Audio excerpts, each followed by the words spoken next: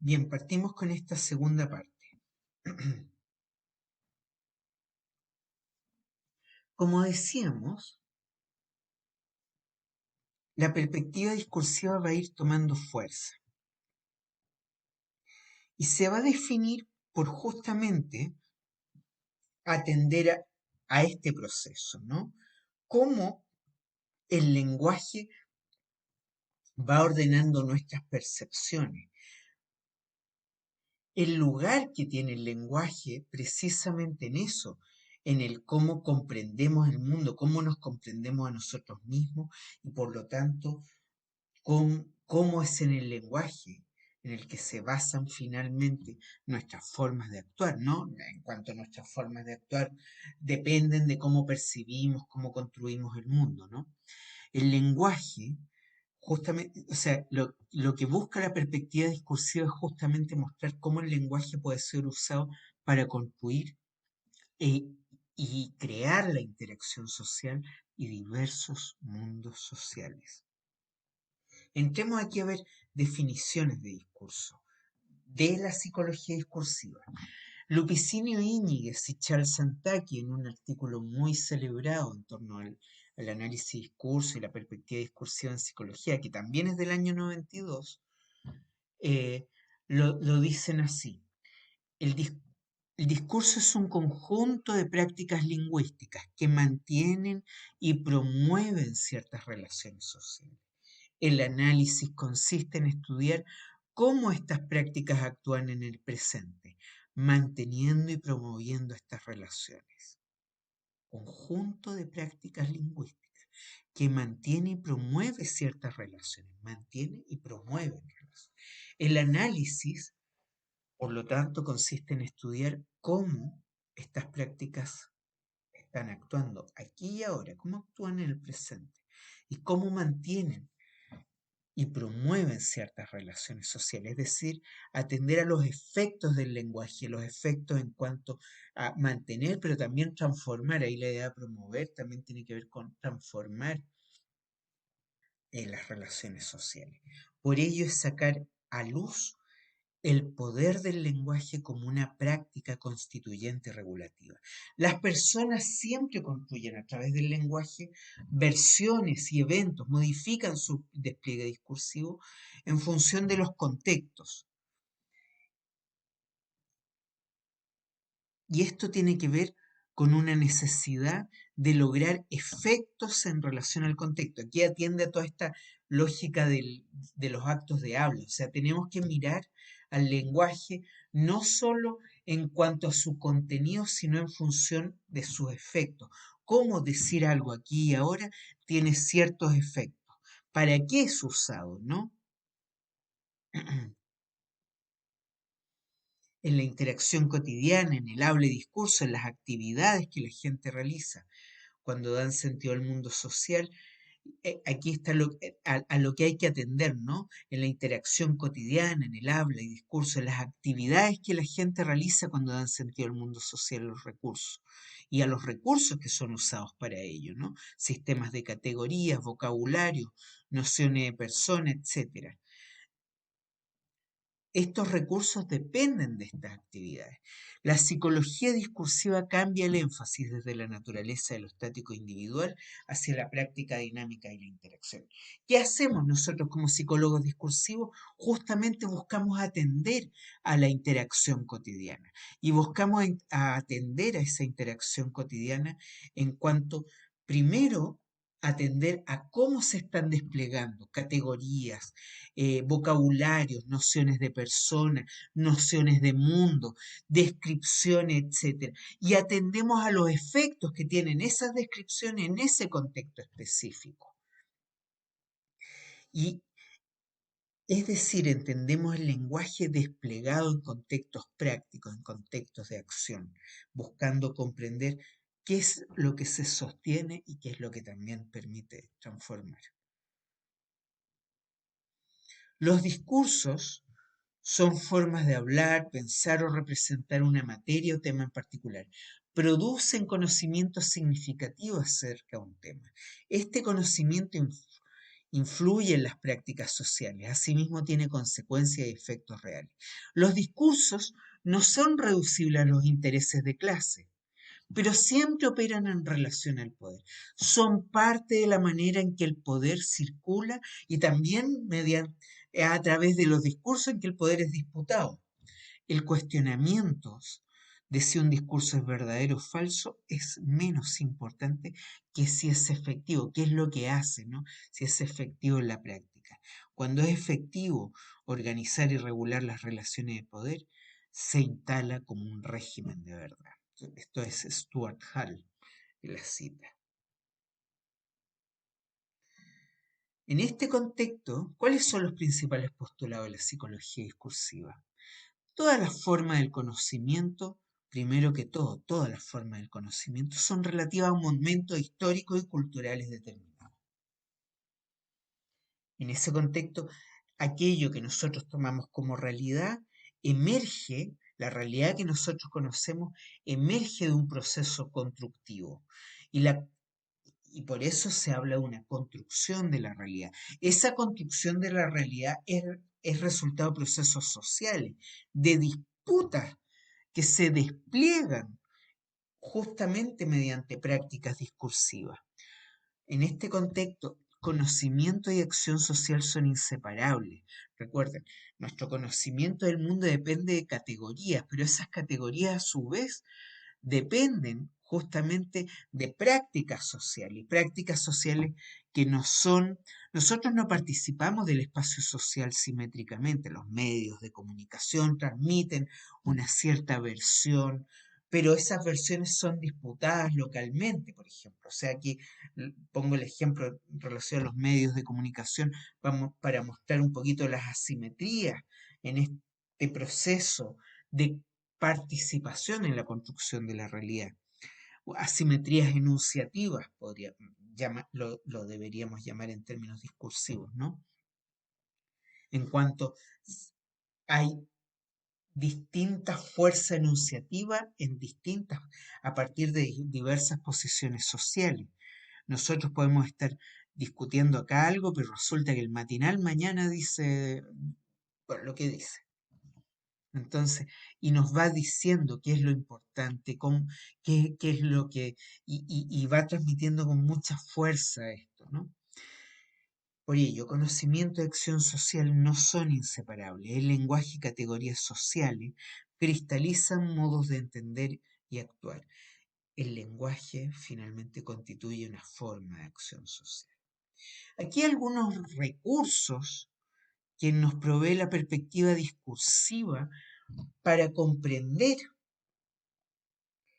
los procesos sociales, la acción social. Primero que todo, analizar la función retórica.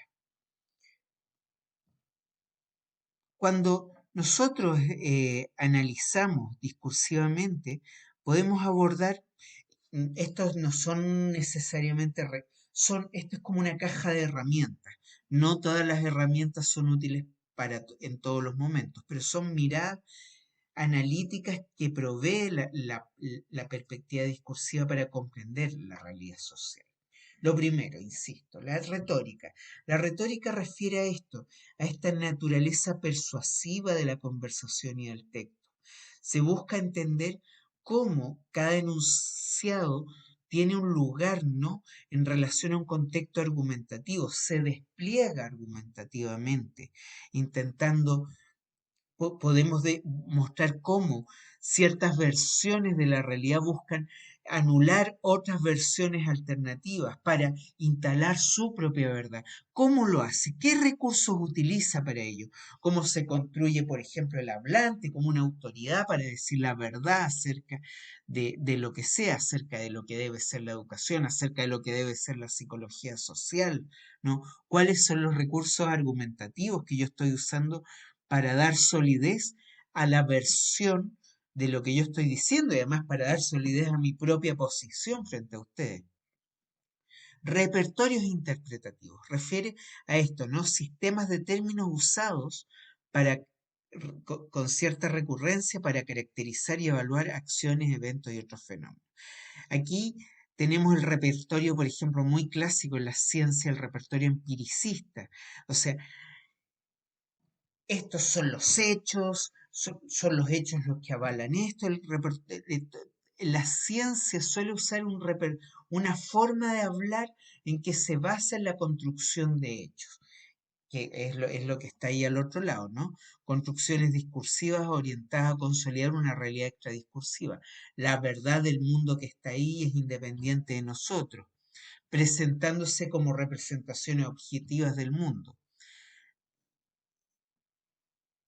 Ahí me pasé el repertorio interpretativo empiricista que tiende a construir hechos, pero podríamos hablar del repertorio del emprendedor también.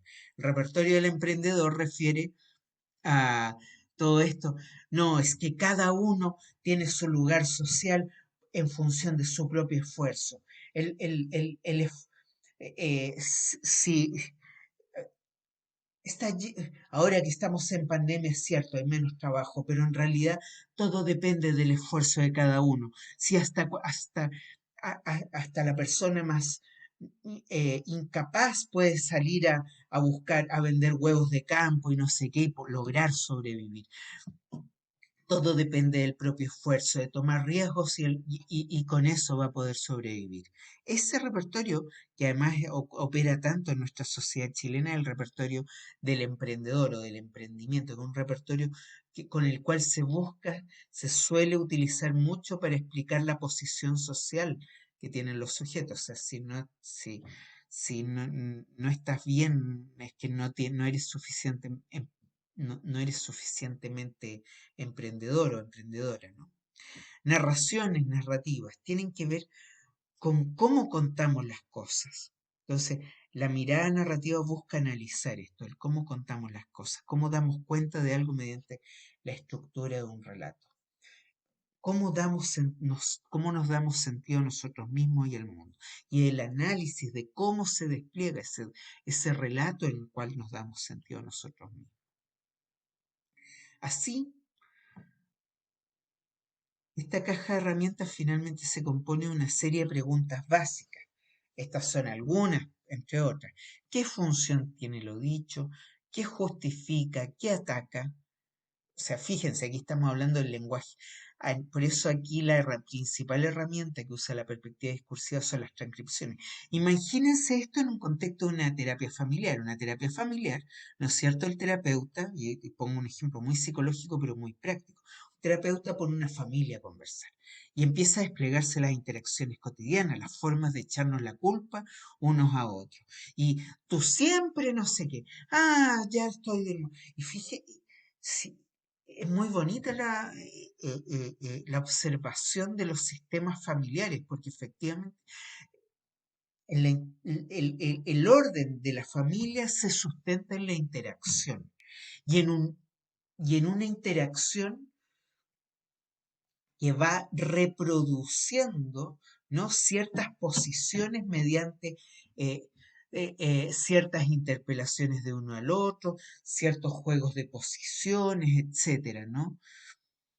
Y ahí uno puede analizar en esta interacción, pongan una grabadora a transcribir una interacción familiar. Por ejemplo, Potter, que además ha trabajado mucho durante mucho tiempo trabajó en temas de alimentación, por- sobre todo en mujeres adolescentes con muchos problemas de alimentación que terminaban o sea, en los hospitales, se transforma en un problema público, ¿no? La chica adolescente que hace dieta, etcétera.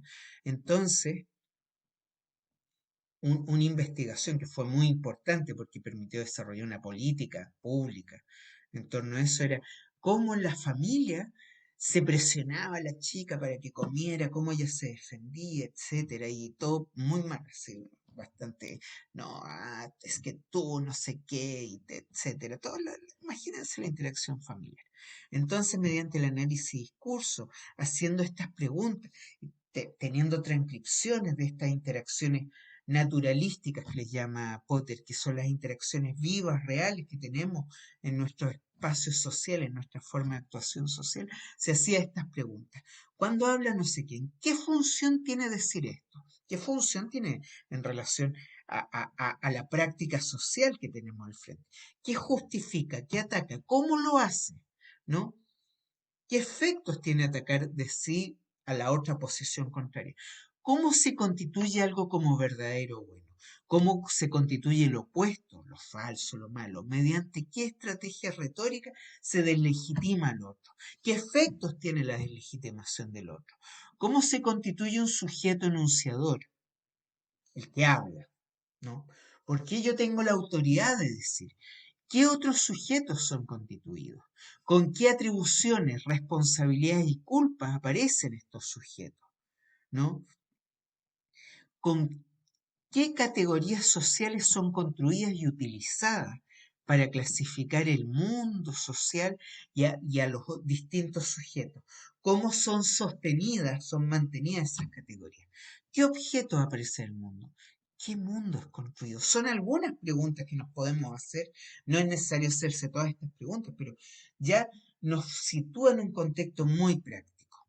Y quiero poner algunos ejemplos. De un ejemplo antiguo, yo durante algunos años estudié cómo se sostenía digamos, este orden neoliberal en el campo de la universidad. No, recuerden, Chile es un país bastante, no, la privatización de las universidades, competencia, etcétera, todo eso que ya conocen bien, el lucro, de hecho, hasta hace muy poco había o sea, tener una empresa, tener una universidad era una empresa, etcétera. Yo quiero aquí, en ese contexto, yo traigo una cita que es antigua, es del año 2000, y es del presidente del Consejo Superior de Educación, o sea, una autoridad muy importante. Fíjense cómo construye la verdad acerca de cómo deben ser organizadas las universidades. Los más recientes estudios subrayan con fuerza esta elección. Primero, los más recientes estudios. Aquí no los citan y además es fuerte el texto, que prácticamente no se citan. Y ocurre mucho, por ejemplo, los textos del Banco Mundial siempre hablan los más recientes estudios, pero las citas son muy pocas. Si ustedes ponen eso en un trabajo para este curso, para otro curso, sin ponerme las citas y yo saber cuáles son los más recientes estudios a los cuales ustedes refieren, o sea, les ponemos mala nota al tiro. Pero no, aquí suele usar esta retórica. Los más recientes estudios subrayan con fuerza esta elección. Con esto, el hablante se constituye como aquel que conoce los más recientes estudios. Primero, ¿no? Es un hablante autorizado. Y va a dar fuerza a esto, los más recientes estudios, lo utiliza como argumento para dar fuerza a algo que lo presenta como una verdad, ¿no? ¿Cuál es la verdad? Solo allí donde hay instituciones innovativas, un autor las identifica como aquellas poseedoras de una, atiendan, actitud emprendedora o empresarial, se está refiriendo a la universidad, el consejo, el presidente del Consejo Superior de Educación, solo allí donde hay instituciones innovativas, un autor las identifica como aquellas poseedoras, una actitud emprendedora o empresarial, están produciéndose cambios que permitan abordar los retos del futuro. Se ha dicho que la universidad, y en el mismo texto, la universidad no podía, no era capaz de abordar los problemas, los retos de futuro de nuestra sociedad contemporánea. En ese contexto nos dice, los más recientes estudios nos dicen que la universidad debe adoptar una actitud emprendedora o empresarial. Con esto cambian también algunos rasgos tradicionales de la universidad.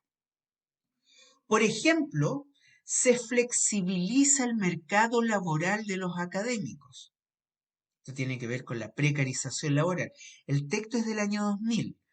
Recuerden que esos son años en que la gran moda, todavía sigue siendo, pero un poco menos, era la precariedad laboral, ¿no? Eran los profesores taxi. Habían universidades plenas de profesores taxi. a partir del movimiento del 2011, la CNA va a considerar dentro de los criterios de acreditación de las universidades tener plantas. Y eso va a hacer que universidades que solo tenían profesores vayan aumentando sus plantas académicas. Entonces, pero el año 2000 nos dice, la lección es la siguiente: las universidades deben tomar una actitud emprendedora o empresarial. Solo así se podrán abordar los retos del futuro. Con esto cambian los rasgos tradicionales de la universidad. Se debe flexibilizar el mercado laboral de los académicos. Las posiciones más altas son sometidas a evaluación periódica. No dice por quiénes, ¿no? O en función de qué criterios. Y aumenta el número de profesores media jornada o con contrato temporal, pues son ellos, los profesores taxi en este caso, los más competentes para actuar en estos puntos de intersección. Aún quienes trabajan en las áreas más alejadas del ruido de la ciudad, como la filosofía y las humanidades, encuentran maneras interesantes de valorizar su producción. Fíjense cómo trae y legitima ciertos lenguajes de un espacio que es el espacio empresarial, por eso el managerialismo, ¿no? Como modo de organizar, cómo trae el lenguaje de un campo, el campo de la empresa privada, al campo de la universidad, promoviendo no solo ese lenguaje, sino ese modo de organizar como el único posible. Y esto es muy interesante, muy, muy interesante, pues nos permite mostrar cómo en las formas de habla se van desplegando ciertas retóricas y los efectos de esa retórica en cuanto a legitimar ciertas formas de ordenamiento social. En este caso, una universidad empresa que precariza, no flexibiliza y precariza las condiciones laborales de sus trabajadores, particularmente en este caso de los profesores, demandando a las diversas áreas, incluyendo la filosofía, valorizar su producción, ¿no? Intelectual, encontrar maneras interesantes, ¿no? Vaya a saber transformarse en publicista, no sé qué será. Pero bueno, eso, ese es un primer ejemplo. Aquí otro ejemplo que es un poquito más reciente, pero también es antiguo, es del año 2010. También refiere a políticas educativas, y este es de nuestro eximio presidente Piñera en su primer mandato. En la sociedad moderna, la sociedad del conocimiento y la información, una educación de calidad hace muchas veces la diferencia entre un mundo de oportunidades y una vida de frustraciones. Fíjense en esto. ¿Cómo construye el mundo? Primero, lo construye, habla de que estamos en un mundo, ¿no? Una sociedad moderna que la describe como la sociedad del conocimiento y la información. Y en esta sociedad moderna, una educación de calidad, no sabemos qué es de educación de calidad, pero lanza este concepto y lo pone ahí. Una educación de calidad es lo que se constituye en lo que puede diferenciar este, esto, ¿no? Y es una dicotomía trágica, un autor le llama dicotomías trágicas, como un recurso discursivo, ¿no? Construye el mundo basado en dicotomías trágicas. Una educación de calidad hace la diferencia entre un mundo de oportunidades y una vida de frustraciones. Fíjense lo fuerte, ¿no? Una vida de frustraciones.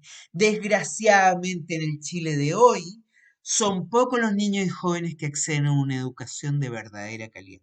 Pocos los niños y jóvenes que acceden a una educación de verdadera calidad. Y demasiados los que simplemente se les cierran todas las puertas. Una educación de calidad es la madre de todas las batallas.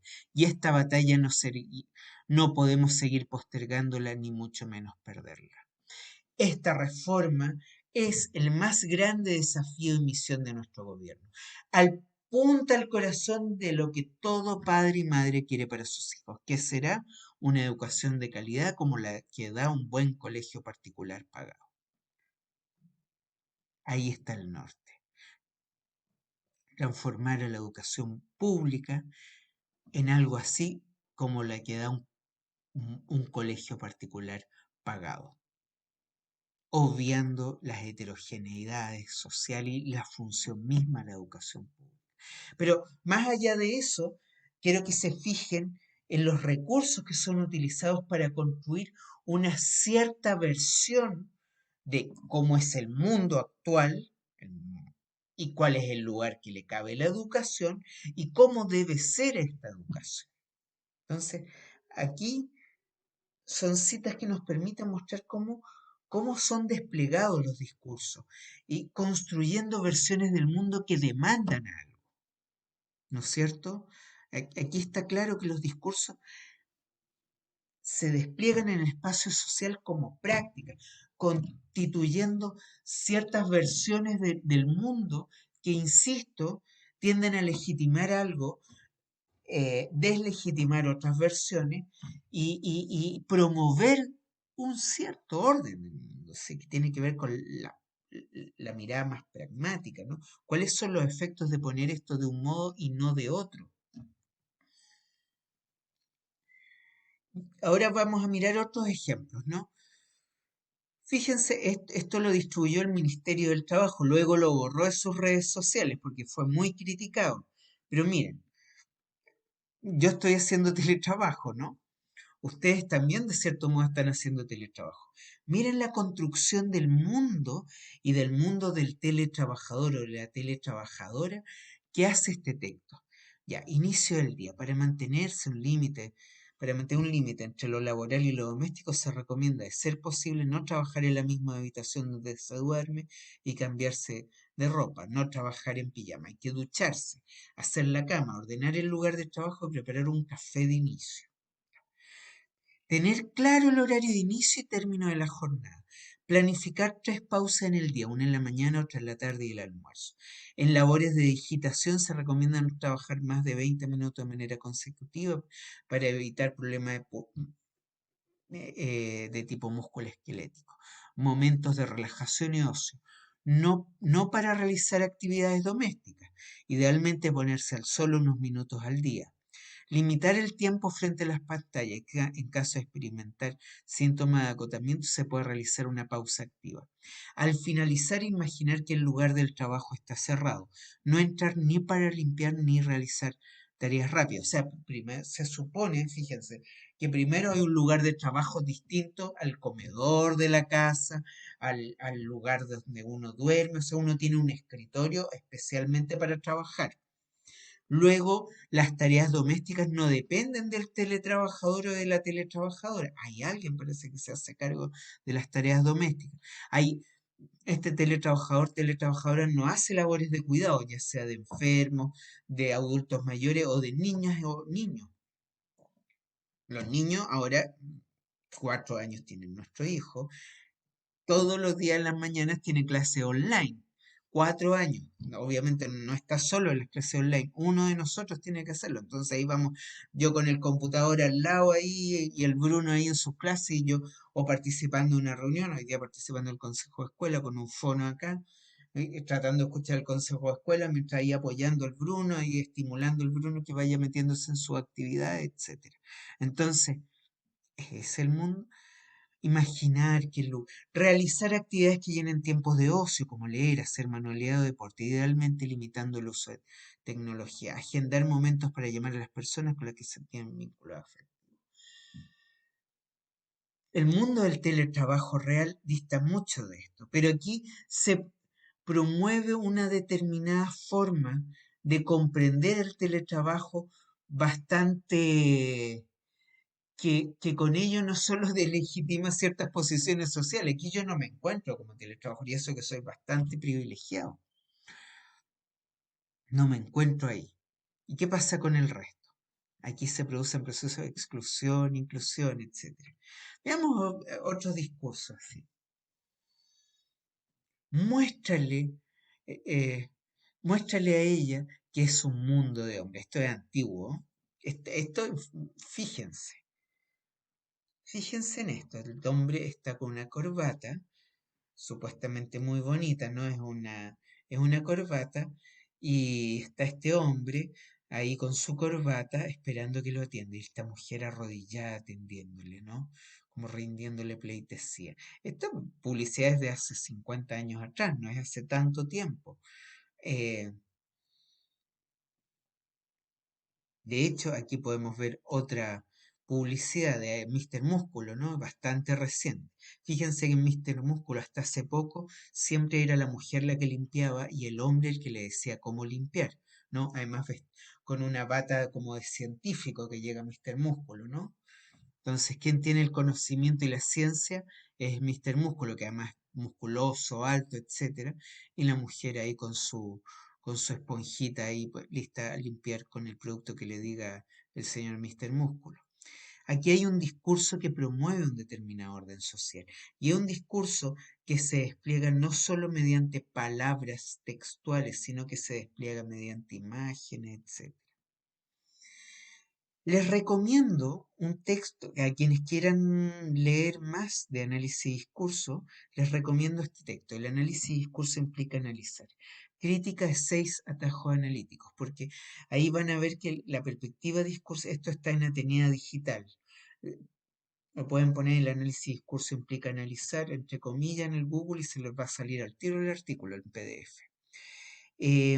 Aquí nos muestra un modo muy claro con una gran transcripción. Primero aparece una gran transcripción y de ahí empiezan a mostrar varios ejemplos de malos análisis, hasta que nos muestra un buen ejemplo, un buen análisis discurso. Muchas veces tendemos a decir que es análisis discurso, en realidad no estamos penetrando en los recursos concretos que son usados en el habla para construir versiones del mundo, construir posiciones de sujeto, construir verdades finalmente o demandas eh, dirigidas a uno y otro, ¿no? Cómo deben ser las cosas.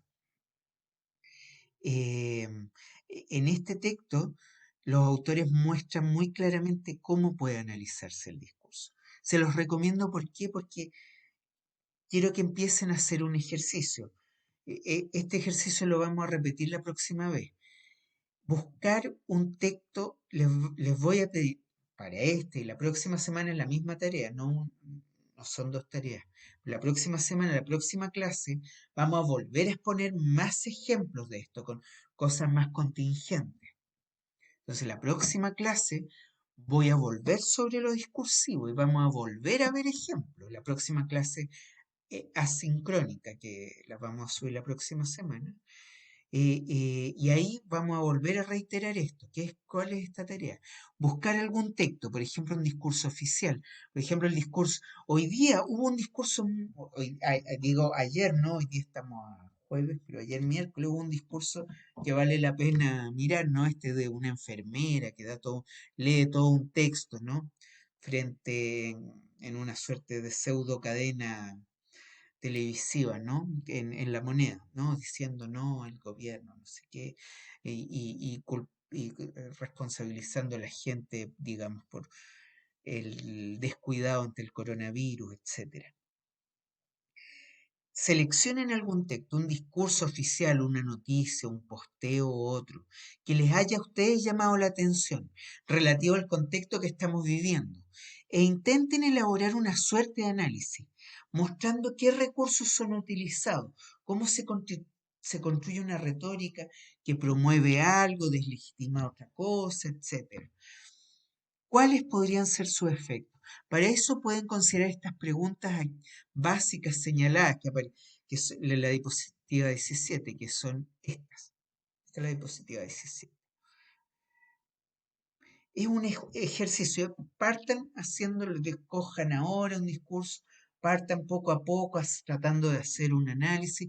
La próxima semana vamos a subir una nueva clase asincrónica, vamos a poner otro ejemplo, y también vamos a tener clase sincrónica en la cual algo de esto vamos a compartir. Con eso yo me despido, les digo, cuídense, cuidémonos y ojalá nos veamos más pronto que tarde, nos podamos encontrar. Que para todas nosotras, para todos nosotros, para todos nosotros, no es fácil sostener este espacio, la universidad, que para nosotros es un espacio de encuentro, es un espacio en el cual eh, es súper estimulante, o sea, Yo escogí esto porque me gusta la universidad y no es la universidad online, claramente. Pero aún así quedo totalmente atento a sus correos electrónicos o cualquier forma de comunicación que puedan hacer con nosotros. Se los agradecemos realmente. Así que, bueno, y la próxima semana se sube otra cápsula asincrónica y nos encontraremos sincrónicamente el siguiente jueves. 15 me parece, 15 de abril. Bien, abrazos, nos vemos.